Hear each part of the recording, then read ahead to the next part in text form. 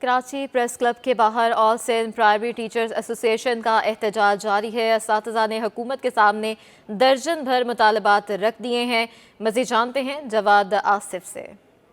جی، اس وقت میں موجود ہوں کراچی پریس کلب کے باہر، جہاں پہ آل سندھ پرائمری ٹیچر ایسوسی ایشن کا احتجاج جاری ہے۔ وہ اپنے کچھ مطالبات سامنے لے کر آئے ہیں اور کہتے ہیں کہ ہمارے یہ مطالبات مانے جائیں ورنہ ہم یہاں سے نہیں جائیں گے۔ ان کے مطالبات کیا ہیں آئیے ذرا ہم جانتے ہیں۔ اس وقت ہمارے ساتھ عبدالجبار کھوسو صاحب موجود ہیں، جو کہ آل پاکستان امپلائیز ایسوسی ایشن کے وائس پریزیڈنٹ ہیں۔ ان سے بات کرتے ہیں۔ کھوسو صاحب، کیا مطالبات ہیں آپ کے؟ بسم اللہ الرحمن الرحیم۔ آج پرائمری اساتذہ جو ہیں وہ کراچی سے کشمور تک، کشمور سے کراچی تک آج اپنے راجدھانی پریس کلب کراچی میں اپنے جائز مطالبات کے لیے احتجاج کر رہے ہیں۔ جیسا کہ یہ جو ہمارے مطالبات ہیں یہ کہ نئی مطالبات نہیں ہیں، یہ ہمارے گورنمنٹ آف سندھ سے 7 جون 2022 کو یہ مطالبہ ہم نے یہاں ہی پریس کلب سے آئے تھے، وہاں ہماری ٹاسک ہوئی تھی۔ وہ مطالبہ ان سارے جو مطالبے تھے انہوں نے جائز قرار دیے تھے اور مطالبے سارے ایگریڈ کیے تھے۔ بدقسمتی سے سندھ گورنمنٹ نے صرف وہ ایگریڈ تک محدود ہے۔ ہمارے جو مطالبات ہیں، نمبر فرسٹ جو ہے، جو 2001 سے 2019 تک جو اپائنٹمنٹ ہوئی ہے ٹیچرز کی، ہم نے کہا ہے کہ ان کے 3 سال انہوں نے ایسے ضائع کر دیے۔ ہمارا مطالبہ ہے کہ ڈیٹ آف انیشل اپائنٹمنٹ سے ان کو ریگولر کیا جائے۔ دوسری نمبر ہمارا جو مطالبہ ہے، ابھی ریسنٹلی گورنمنٹ آف سندھ نے پرائمری ٹیچر 14 اسکول میں اپائنٹمنٹ کی ہے۔ ہم کہہ رہے ہیں جو وہ آپ نے خود 14 اسکول میں کیے ہیں، جو ہمارے بقایا پرائمری ٹیچر ہیں، ان کو بھی آپ 14 گریڈ میں اپگریشن دیں، لیکن انہوں نے ایک کنڈیشنل اپگریشن کی ہے۔ جبکہ جیسے کہ پرائمری اساتذہ جو ہیں وہ شروع سے 5 میں اپائنٹمنٹ تھی، اس کے بعد 7 میں تھی، اس کے بعد 9 میں ہوئی۔ اس میں ایک ہی نوٹیفکیشن نکلا تھا جس کا سیکنڈ کلاس انٹرمیڈیٹ ہو وہ 9 اسکل میں آ جائے گا، لیکن یہاں جو اپائنٹمنٹ کیا گیا ہے وہ بی اے سیکنڈ کلاس کی شرط لگائی ہوئی ہے۔ جبکہ یہ جو ڈیمانڈ ہے، اس کے بعد اس کی اتنی اسکروٹنی بڑھائی گئی ہے کہ وہ ہم پرائمری ٹیچر ایسے سمجھو کہ سالوں تک سفر کر رہے ہیں۔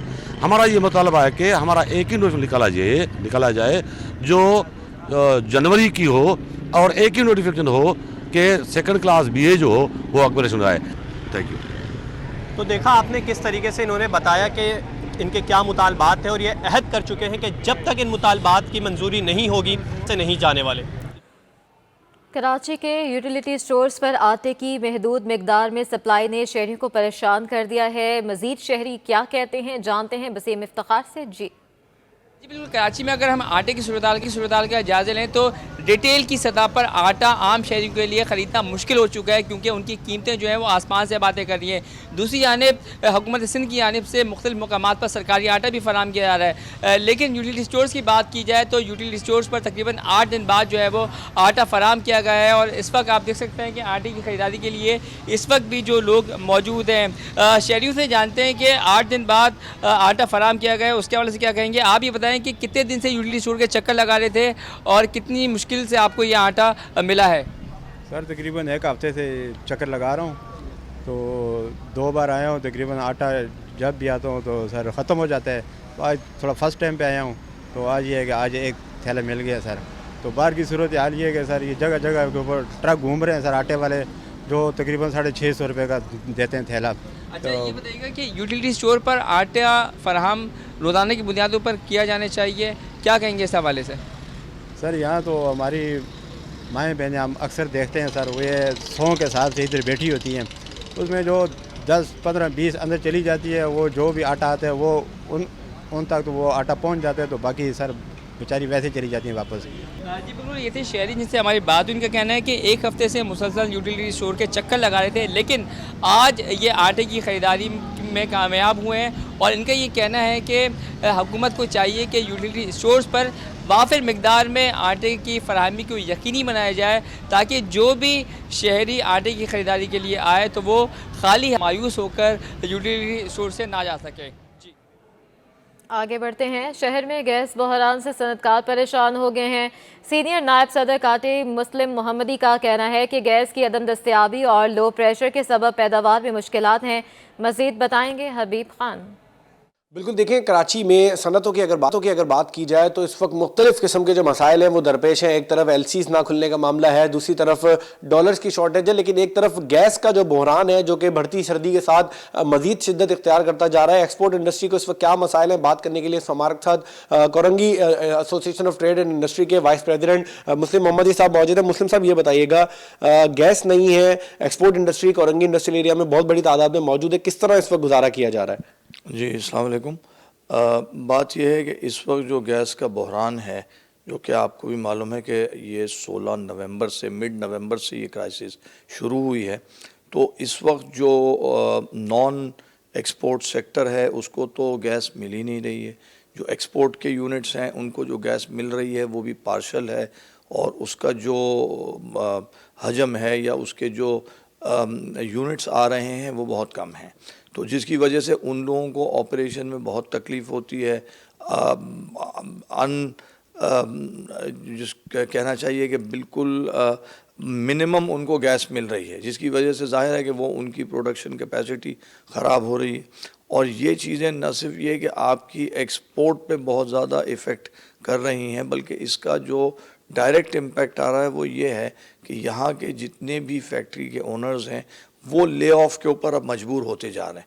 اگرچہ کہ اب تک آپ نے اتنے زیادہ نہیں سنے ہوں گے, لیکن سلولی بٹ شورلی آپ دیکھیں گے کہ ظاہر ہے جب ایک فیکٹری چل ہی نہیں رہی ہے تو کوئی بھی صنعت کار یا کوئی بھی فیکٹری اونر کب تک وہ بٹھا کے ان فیکٹریوں کے ورکرز کو پیسے دے سکتا ہے. تو وہ ہوگا الٹیمیٹلی یہی کہ وہ لے آف شروع ہوں گے اور اس سے بے روزگاری بڑھے گی. بالکل مسلم محمدی صاحب اس وقت ہمارے ساتھ موجود تھے, اور ان کا یہی کہنا ہے کہ اس وقت کراچی کی جو صنعتیں ہیں وہ بری طرح متاثر ہو رہی ہیں. ایک طرف انڈسٹری میں جو ملازمین ہیں ان کو برطرفی کی طرف جو ہے وہ جا رہے ہیں, اور دوسری جانب انڈسٹریاں جو ہیں ان کا اپنا پہیہ جام ہو رہا ہے اور بندش کی طرف جا رہی ہیں. تو حکومت اور خاص طور پہ جو گیس فراہم کرنے والے ادارے ہیں ان سے یہی مطالبہ کر رہے ہیں کہ ایسی پالیسی مرتب کی جائے جس سے کراچی کی جو صنعتیں ہیں ان کا پہیہ چلتا رہے, بے روزگاری اس وقت اس میں اضافہ ہو رہا ہے اس کو کنٹرول کیا جا سکے.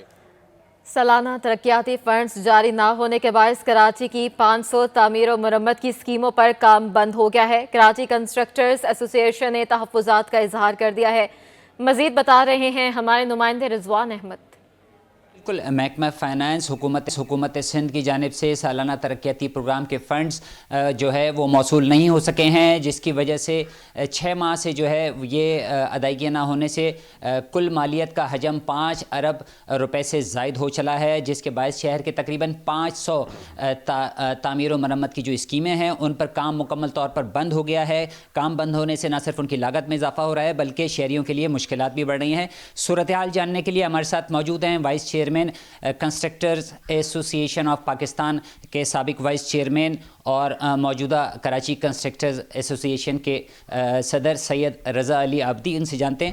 رضا صاحب فرمائیے گا, یہ فنڈ کیوں نہیں ریلیز ہو رہے اور اس کی وجہ سے کیا مشکلات جنم لے رہی ہیں؟ عرض یہ ہے کہ کراچی شہر جو کہ 68% ریونیو جنریٹ کر کے دیتا ہے فیڈرل گورنمنٹ کو اور 95% جو ریونیو جنریٹ کر کے دیتا ہے سندھ گورنمنٹ کو, اس کی تقریباً 500 اسکیمیں جو کہ آن گوئنگ تھیں اور جو کہ نئی اسکیمیں تھیں, تقریباً جن میں سے 390 آن گوئنگ اسکیمیں تھیں اور 110 جو تھی وہ نئی اسکیمیں ایلوکیٹ جس پہ فنڈ ایلوکیٹ ہوئے تھے, وہ ساری متاثر ہو رہی ہیں کیونکہ ابھی 2 کوارٹر گزر جانے کے بعد بھی تیسرا کوارٹر جو آنا تھا ابھی دسمبر میں ان میں سے 1 پیسہ بھی نہیں آیا, اور تقریباً 5 ارب روپے کی جو ایلوکیشن تھی وہ ابھی تک کوئی بھی فنڈ. یہ بتائیے گا, یہ عوام کو تو اس سے پریشانی ہے, لوگوں کو مشکلات کا سامنا کرنا پڑ رہا ہے, جو کنسٹرکٹرز ہیں ان کی صورتحال کیا ہے؟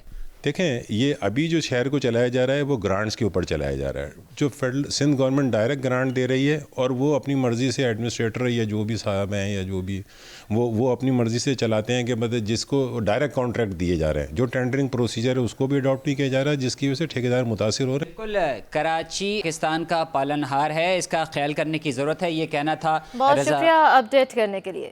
سندھ حکومت نے کراچی میں کاکری شیشے والی گاڑیوں, سائرن, بار لائٹس اور غیر قانونی نمبر پلیٹس کے استعمال کے خلاف क्रेक डाउन का फैसला कर लिया है। चीफ सेक्रेटरी सुहेल राजपूत की डीआईजी ट्रैफिक को फैंसी नंबर प्लेट वाली गाड़ियों को कब्जे में लेने की हिदायत कर दी है। ट्रैफिक कवानीन की खिलाफ वर्जी पर जुर्माना आयद करने की भी हिदायत की गई है। जल्द जुर्माने की रकम बढ़ाई जाए। चालान देता को भी ड्राइविंग लाइसेंस के साथ मुंसलिक करने का फैसला किया गया है। इस सवाल से मजीद जानते हैं आज़ाद नोडियो हमारे साथ मौजूद हैं। जी आज़ाद।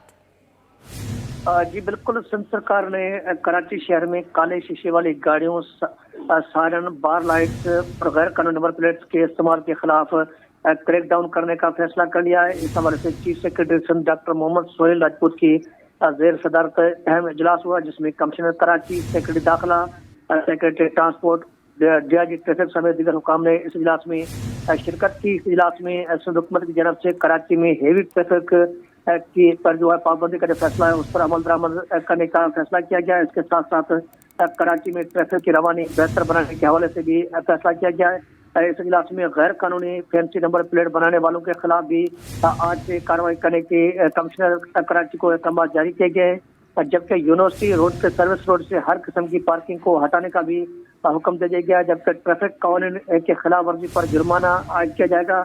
इस हवाले से डीआईजी ट्रैफिक ने बताया कि रवां साल अब तक 15,704 ड्राइवर्स को खिलाफ वर्जी पर गिरफ्तार किया गया है और रवां साल अब तक 3,421 गाड़ियों का फिटनेस सर्टिफिकेट जो मुअत्तल किया गया है। ट्रैफिक कानून की खिलाफ वर्जी के चालान की रकम दीगर सूबों में सिंध से ज्यादा है। इस वक्त जल्द जुर्माने की रकम में जो है ये भी बढ़ाई जाएगी। आज़ाद हमें तफसीलन अपडेट कर रहे थे, बहुत शुक्रिया। ली मार्केट में वाक़े मदीना बाजार की रौनकें भी मांद पड़ने लगी हैं। ऐसा क्यों है, वजूहात जानने के लिए बात करेंगे काविश मेमन से। जी काविश, बताइए। जी बिल्कुल, महंगाई ने हर चीज़ को ही अपनी लपेट में ले लिया है। मैं इस वक्त मौजूद हूँ ली मार्केट की एक ऐसी मार्केट में जहाँ पर जूतों, सैंडल्स और दीगर जो अशिया हैं उनका बहुत बड़े पैमाने पर कारोबार होता है। लेकिन हालिया दिनों में डॉलर की बढ़ती हुई कीमत की वजह से यहाँ पर जो है वो कारोबार शदीद तरीके से मुतासर हुआ है। कीमतों में कितना इजाफा हुआ है, मेरे साथ दुकानदार मौजूद हैं, उनसे बात करते हैं। सर बताएं, कीमतों में कितना इजाफा हुआ है ओवरऑल? कीमतों में तो हर साल में तो 200-300 रुपये हर जोड़े पे बढ़ जाते हैं। अभी कीमत क्यों नहीं बढ़ेगा? अभी आपने समझो ये सोल जिस केमिकल से बनते हैं, ये केमिकल अभी जो है ना 250 से शुरू के 800 तक पहुंचा लिया।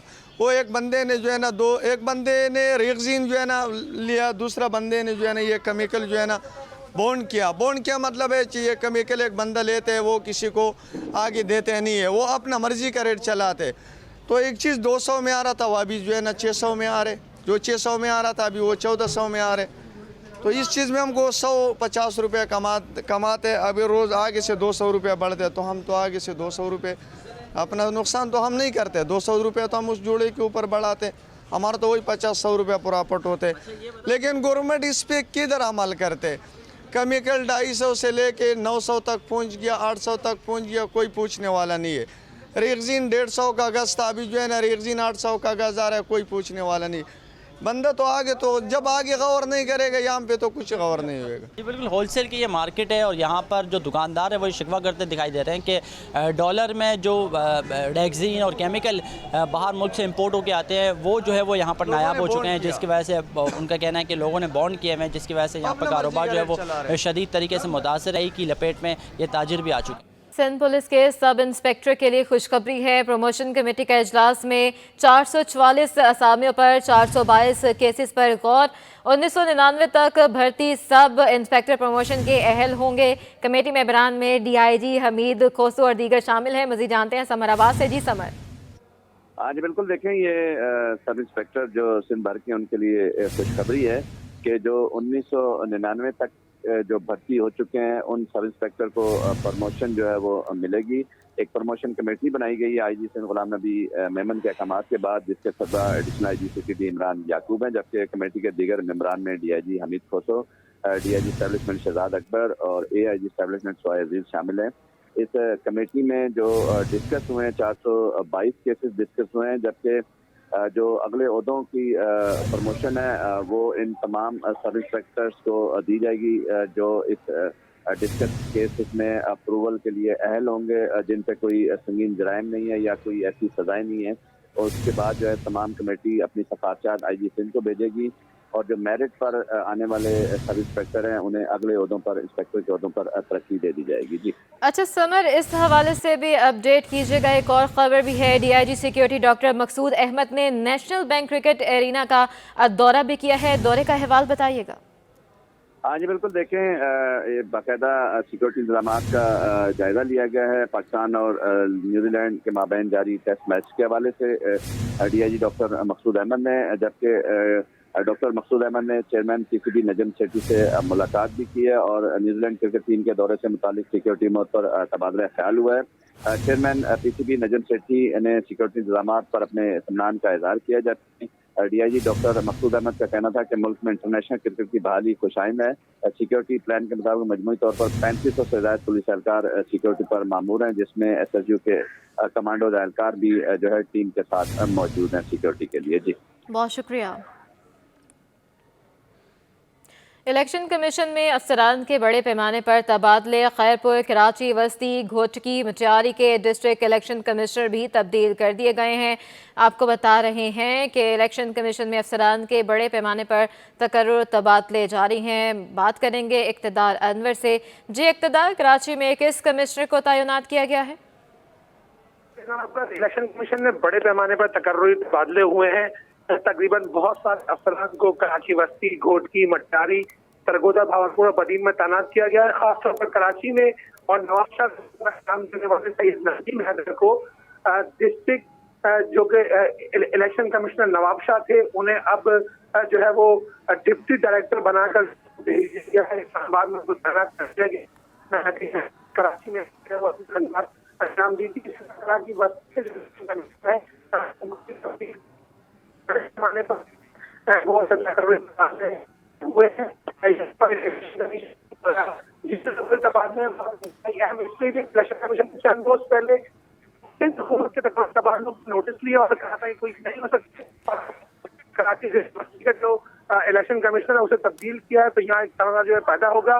اس کے علاوہ سید ندیم حیدر جو کہ نوابشاہ میں یا ضلع بے نظیر آباد میں تعینات تھے انہیں اسسٹنٹ ڈائریکٹر سے ایڈیشنل ڈائریکٹر بنا کر جو ہے وہ اسلام آباد ان کو بھیج دیا گیا ہے. بہت شکریہ. ملک کے بالائی علاقوں میں دھند کی وجہ سے ٹرین آپریشن متاثر ہو گیا ہے. اندرون ملک سے آنے والی تقریباً تمام گاڑیاں گھنٹوں تاخیر کا شکار ہیں. مزید بتائیں گی عادیہ ناز.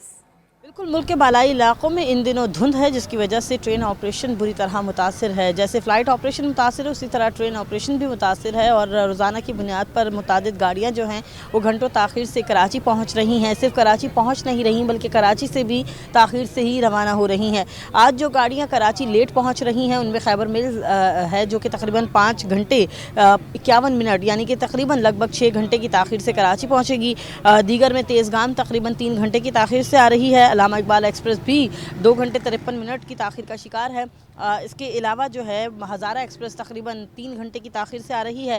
ملت ایکسپریس بھی 2.5 گھنٹے تاخیر سے پہنچے گی. پاک بزنس ایکسپریس تقریباً 3.5 گھنٹے کی تاخیر کا شکار ہے اور فرید ایکسپریس 1.5 گھنٹے کی تاخیر سے پہنچ رہی ہے. کراکرم ایکسپریس 1 گھنٹہ 35 منٹ جبکہ پاکستان ایکسپریس 1 گھنٹے کی تاخیر کا شکار ہے. رحمان بابا ایکسپریس بھی تقریباً 1.5 گھنٹے کی تاخیر سے کراچی پہنچے گی. تو یہ وہ گاڑیاں ہیں جو کہ روزانہ کی بنیاد پر تاخیر سے ہی پہنچ رہی ہیں. آج تو پھر ٹائمنگ میں تھوڑی بہتری ہے لیکن گزشتہ روز متعدد گاڑیاں ایسی تھیں جو کہ 9 گھنٹے 8 گھنٹے 10 گھنٹے کی تاخیر سے پہنچی جس کی وجہ سے خاصی مشکلات کا سامنا کرنا پڑا مسافروں کو. یہ وہ گاڑیاں جو کہ ملک کے مختلف حصوں سے کراچی آ رہی ہیں اور یہاں سے جو روانہ ہونے والا شیڈیول ہے وہ بھی کچھ اسی طرح ہے کیونکہ جب سکھر کراس کرتے ہیں تو اس کے بعد دھند دیکھنے میں آتی ہے جس کی وجہ سے گاڑیوں کی اسپیڈ جو ہے وہ سلو ہو جاتی ہے اور پھر وہ اپنی منزل مقصود پر تاخیر سے پہنچتی ہیں. کاروباری خبریں شامل کرتے ہیں. ایف پی سی سی آئی نے اسٹیٹ بینک کی جانب سے درآمدات پر پیش کی اجازت ختم کرنا خوش آئند قرار دے دیا ہے. ایف پی سی سی آئی کے نائب صدر شبیر منشا نے کہا ہے کہ ایسا لگتا ہے کہ اسٹیٹ بینک نے درآمدی کنسائنمنٹ کے لیے ڈالر کا انتظام کر لیا ہے. مزید بتائیں گے اشرف خان. امپورٹرز کے لیے بڑی خوشخبری آئی ہے کہ اسٹیٹ بینک نے جو شرط لگائی تھی وہ 2 جنوری 2023 سے ختم کرنے کا فیصلہ کیا. اس کے کیا امپیکٹ ہوں گے جانتے ہیں. ایف پی سی سی آئی کے وائس پریزیڈنٹ ہمارے ساتھ شبیر منشا موجود ہیں. سر کیا صورتحال تھی اور اس کا کیا فائدہ ہوگا؟ جی بہت ہی اچھا یہ اقدام کیا ہے اسٹیٹ بینک نے، اور بڑا پازیٹیو اسٹیٹمنٹ ہے اسٹیٹ بینک کی طرف سے، حکومت کی طرف سے، اور ہمیں ایسے لگتا ہے کہ یہ اسٹیٹمنٹ سے کم از کم یہ ضرور کانفیڈنس ملے گا کہ کچھ نہ کچھ ایسے اقدامات ہیں کہ ڈالر کا ارینجمنٹ کچھ بہتر ہوا ہے. لیکن ہمارے کو یہی ذرا سا ابھی بھی کنسرن ہے کہ آلریڈی جو ڈاکیومنٹس جو آ رہے تھے امپورٹس کے لیے، اور وہ شپمنٹس یہاں پہ ڈیلیڈ بینک پیمنٹ کر رہے تھے، اور کمرشل بینک جو پیمنٹس کرتے ہیں اور وہ ڈاکیومنٹ کی ریلیز کر رہے ہیں، اس میں رکاوٹ کر کے ریلیز کر رہے ہیں. لیکن یہ جو رکاوٹ کر کے ریلیز کریں 84 85 کو بھی جب مزید ریلیکس کر دیا جائے گا تو پرہیپس کوئی ڈالرز کا ارینجمنٹ کی اس کی کلیریفیکیشن اگر آ جائے، اور اس کے اندر یہ کلیئرٹی آ جائے کہ وہ کس طریقے سے ہوگا، تاکہ دوسری ٹریڈ بھی سفر نہیں کرے گی. جو را مٹیریل اور جو پرائٹائز کیٹیگریز آلریڈی اسٹیٹ بینک نے اپنے کمرشل بینکوں کو سجیسٹ کی ہیں، تو میرا خیال ہے یہ بہت بہترین اقدام ہے، اور اس میں پازیٹیولی ہم دیکھ رہے ہیں. جی جیسے کہ آپ نے سنا، اور یہاں جو اسٹیٹ بینک کی جانب سے جو 2 جنوری سے جو بڑا فیصلہ کیا ہے کہ امپورٹ کی جو LCs ہے جس پہ شرط عائد کی گئی تھی وہ ختم کی جا رہی ہے، اور مشروط اجازت دی گئی ہے کہ جو پہلے سے مال یہاں پہ کنسائنمنٹ موجود ہے اس کو مرحلہ وار کلیئر کیا جائے گا، اس سے بہتری ہونے کا امکان ہے. نیشنل بینک سپورٹس کمپلیکس میں 47ویں NBP قومی اسنوکر چیمپئن شپ کے میچز جاری ہیں. مزید بتائیں گے ہمارے نمائندے حماد. جی 47ویں NBP قومی اسنوکر چیمپئن شپ جو ہے نیشنل اسپورٹس کلب میں اس وقت جاری ہے، اور میرے ساتھ موجود ہیں کھلاڑی بابر مسیح، جنہوں نے جو ہے ایک بہت ہی زبردست جو ہے کھیل پیش کیا، اور فائنل فریم میں جو ہے انہوں نے جو فتح حاصل کی ہے. گروپ سی کا یہ پہلا میچ تھا جو انہوں نے جیتا ہے. بابر مسیح سے ہم بات کرتے ہیں اور ان سے پوچھتے ہیں کتنے فریم انہوں نے کھیلے اور ان کو فائنل فریم میں جو یہ فتح حاصل ہوئی ہے، فائنل فریم میں جو ہے انہوں نے کتنے جو ہے وہ اسکور کیا ہے. آپ مجھے بتائیے گا بابر بھائی کہ فائنل فریم آپ کا چل رہا تھا، آپ کے جو اپوزٹ کھلاڑی ہیں ان سے بھی جو ہے کافی زبردست مقابلہ آپ کا ہوا، تین آپ نے جیتے، 3 انہوں نے جیتے، پھر اس کے بعد فائنل فریم میں جو ہے آپ کو فتح حاصل ہوئی، تو کیا کہیں گے اس فتح پر؟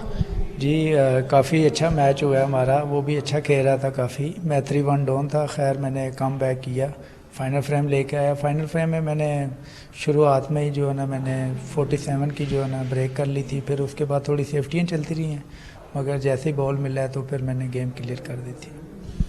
کیا کہیں گے اس جیت پر؟ پہلا میچ تھا آپ کا گروپ کا، آگے مزید 2 میچ ہیں اسی گروپ کے، تو 2 میچ اگر جیت کے کوالیفائی کر جاتے ہیں تو خواہش یہی ہوگی کہ چیمپئن شپ بھی آپ ہی جیتے ہیں، تو کیا کہیں گے؟